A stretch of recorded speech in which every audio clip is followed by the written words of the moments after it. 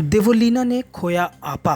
देवोलीना अर्शी में हुई high voltage fight. घर में दिखा मारपीट वाला माहौल।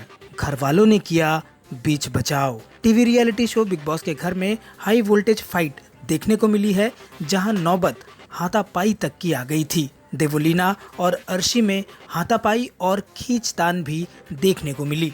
देवोलीना चीख चीख कर अर्शी पर जुबानी हमले करती दिखाई दी और वहीं अर्शी भी चिल्ला चिल्ला कर देवोलीना का जवाब दे रही थी। देवोलीना यही नहीं रुकी, देवोलीना ने अर्शी के साथ अग्रेसिव बिहेवियर भी दिखाया। वो अर्शी पर हाथ उठाने की कोशिश तक करती नजर आई और इसी झगड़े के बीच बचाव में घर के सभी सदस्य नजर आए।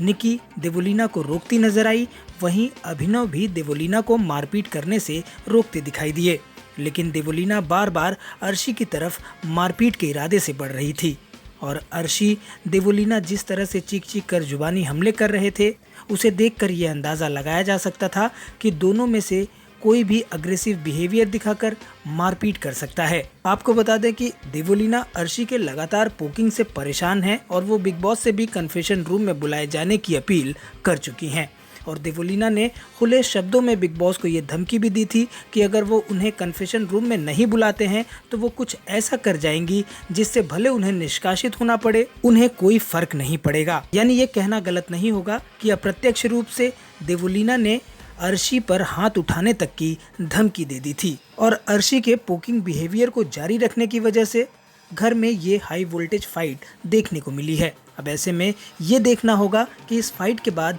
क्या बिग बॉस देवोलीना को कन्फेशन रूम में बुलाते हैं या नहीं, और इसके बाद कैसा रहता है देवोलीना का गेम में आगे रिएक्शन। बिग बॉस से जुड़ी इसी तरह की खबरें लगातार पाने के लिए आप जुड़े रहिए हमारे चैनल से और अपनी प्रतिक्रिया कमेंट के जरिए हम तक जरूर पहुँचाएँ।